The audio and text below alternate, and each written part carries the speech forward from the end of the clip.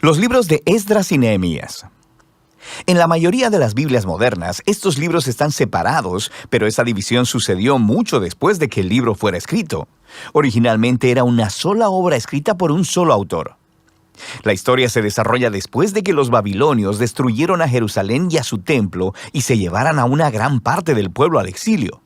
Y este libro retoma la historia aproximadamente 50 años después y cuenta el regreso de varios israelitas a Jerusalén y lo que sucedió cuando reconstruyeron la ciudad y sus vidas ahí.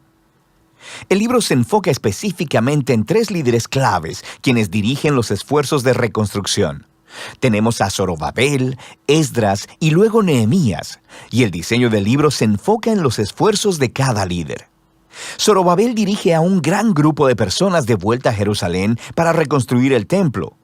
Luego, aproximadamente 60 años después, llega Esdras a Jerusalén para enseñar la Torá y reconstruir la comunidad. Y luego es seguido por Nehemías, quien dirige la reconstrucción de los muros de Jerusalén. Y estas 3 historias están diseñadas para ser paralelas. Cada una comienza con el rey de Persia siendo movido por Dios para enviar al líder a Jerusalén, ofreciéndole recursos y apoyo. Y luego, cada líder encuentra oposición a sus esfuerzos, la cual cada uno vence, pero de manera que en cada una de las 3 partes se produce un extraño anticlímax. Regresemos un poco y veamos cómo todo encaja en su lugar. La historia comienza con un decreto de Ciro, el rey de Persia, quien es movido por Dios para permitir que los exiliados regresen a Jerusalén y reconstruyan el templo. Y el autor dice que esto cumple una promesa hecha por el profeta Jeremías, que los exiliados regresarían un día a Jerusalén. Ahora, este cumplimiento debería despertar nuestra esperanza en muchas de las otras promesas proféticas, en el sentido de que el exilio no era el final de la historia. Tenemos la esperanza de un futuro rey mesiánico del linaje de David. Tenemos la esperanza de un templo reconstruido en el que la presencia de Dios morará con su pueblo. La esperanza de que el reino de Dios vendrá sobre todas las naciones y traerá su bendición, como Él le prometió a Abraham. Y así, con todas estas esperanzas en mente, leemos la historia de Zorobabel. Su nombre significa plantado en Babilonia. Él representa a la generación nacida en la cautividad de Babilonia y él dirige a un grupo de israelitas en su regreso a Jerusalén. Después de que se asientan ahí, ellos reconstruyen el altar para ofrecer sacrificios y después el templo mismo. La ceremonia para poner los fundamentos y la dedicación final del templo son momentos claves. Las historias pasadas del tabernáculo y de la dedicación del templo deberían estar en nuestras mentes. Este es el momento en el que la ardiente nube de la presencia de Dios debería descender. Él está morando con su pueblo y no sucede. Así que, aunque algunos están felices por este nuevo templo, los ancianos que habían visto el anterior templo de Salomón lloran con angustia. No se parece nada a su glorioso pasado o a sus esperanzas para el futuro. Y es aquí donde tenemos la primera historia de oposición, y es muy extraña. Los nietos de los israelitas que no fueron llevados al exilio habían vivido en Jerusalén todo este tiempo y vienen a ofrecer ayuda para la reconstrucción del templo. Y Zorobabel se niega. Dice, ustedes no tienen parte en nuestro templo. Y esto, por supuesto, genera un conflicto, el cual Zorobabel vence. Pero es muy extraño porque los profetas habían visualizado que las tribus de Israel se unirían junto con todas las naciones para participar en la adoración al Dios de Israel cuando el reino finalmente llegara. Así que este es un momento anticlimático, por no decir más. En la siguiente sección nos adelantamos unos 60 años y conocemos a Esdras. Él es un líder entre los israelitas exiliados en Babilonia. Es un erudito en la Torá y un maestro, así que es nombrado por Artajerjes, el rey de Persia, para guiar a otro grupo de personas de regreso a Jerusalén. Y Esdras quiere traer una renovación espiritual y social dentro del pueblo. Nuestras esperanzas se elevan y de nuevo llegamos a un momento anticlimático en la historia. Esdras descubre que muchos de los israelitas exiliados que habían regresado se habían casado con personas no exiliadas que permanecieron viviendo en Jerusalén. Algunos no eran israelitas y es casi seguro que otros sí lo eran. Esdras luego apela a los mandamientos de la Torá, en el sentido de que Israel debía ser santo y separado de los antiguos cananeos.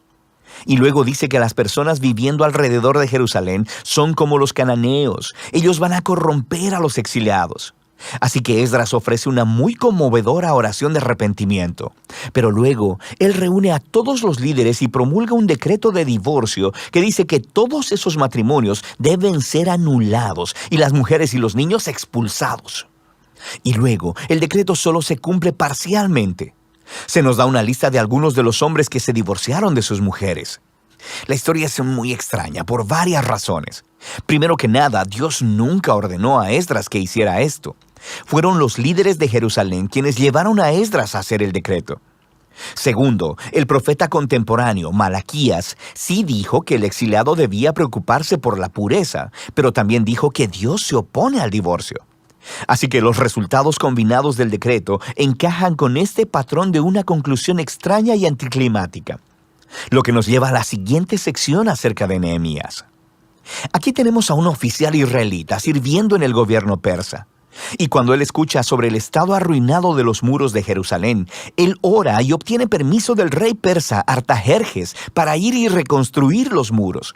El rey incluso le da una escolta armada y muchos recursos. Así que después de llegar a Jerusalén, comienza el proyecto de construcción y también se enfrenta a oposición por parte de las personas que ya habían estado viviendo en Jerusalén. Una vez más, nos enfrentamos a una tensión en la historia. El profeta contemporáneo Zacarías dijo que la nueva Jerusalén del reino de Dios sería una ciudad sin muros, que la presencia de Dios la rodearía, que personas de todas las naciones vendrían y se unirían al pueblo del pacto. Pero Nehemías parece operar con una visión contraria. Él les informa a las personas que rodean a Jerusalén que no tienen parte en Jerusalén, y esto, por supuesto, los mueve a hostilidad. Así que, aunque Nehemías cumple su visión para la ciudad con integridad y valor, ellos tienen que construir la ciudad con guardias armados protegiéndolos. Y nos preguntamos, ¿podría todo este conflicto haber sido manejado de otra manera? Y todo esto nos lleva a la conclusión del libro en dos movimientos, primero positivo y luego negativo. Esdras y Nehemías combinan sus esfuerzos para traer una renovación espiritual entre el pueblo. Ellos reúnen a todos los exiliados para un festival y enseñan y leen la Torá a todo el pueblo durante 7 días. Y luego celebran la antigua fiesta de los tabernáculos para recordar la fidelidad de Dios en el Éxodo y los viajes en el desierto. Y confiesan sus pecados y se comprometen a renovar el pacto y a seguir todos los mandamientos de la Torá. Y terminan con una gran celebración sobre el templo y los muros de Jerusalén. Y pensaríamos que este es el momento decisivo, pero no lo es. El libro termina en una nota completamente deprimente. Nehemías da un paseo por la ciudad y descubre que el pueblo no ha estado cumpliendo sus votos del pacto. La obra de Zorobabel está deshecha, ya que él se encuentra con el templo en descuido y siendo administrado por un conjunto de gente que no está calificada. Luego descubre que el trabajo de Esdras ha sido comprometido. Encuentra a todos violando la Torá, a personas trabajando en el día de reposo. E incluso su propio trabajo en los muros está en juego porque las personas están poniendo mercados alrededor de los muros de Jerusalén y trabajando en el día de reposo. Y Nehemías desata un alboroto, golpea a las personas, les tira el cabello y les grita, «¡Obedezcan los mandamientos de la Torá!». Y sus últimas palabras son una oración para que Dios lo recuerde y que por lo menos Él hizo el intento. Y así termina el libro. Quiero decir, es muy extraño, pero nos hemos preparado para esto, ¿no? Estos momentos anticlimáticos han sido entretejidos intencionalmente en el diseño del libro. Así que nos hace preguntarnos, ¿qué podría contribuir este libro a la narrativa de la Biblia? Bueno, recuerda, el libro empezó elevando nuestra esperanza en las promesas proféticas acerca del Mesías, el templo y el reino de Dios. Y luego no sucede nada de eso. Así que aunque Israel está de vuelta en la tierra, no parece que su estado espiritual anterior al exilio haya cambiado. Y aunque Esdras y Nehemías hacen lo mejor que pueden, sus reformas políticas y sociales entre el pueblo no abordan los problemas centrales de los corazones. Así que el libro está apuntado a la misma necesidad que resaltaron los profetas Jeremías y Ezequiel. Lo que el pueblo de Dios necesita es una transformación integral de sus corazones para que puedan amar y obedecer a su Dios. Y sí, el libro termina con una decepción, pero te obliga a seguir leyendo los libros proféticos y de sabiduría, para descubrir qué es lo que Dios hará para cumplir sus grandes promesas de pacto. Pero por ahora, de eso tratan los libros de Esdras y Nehemías.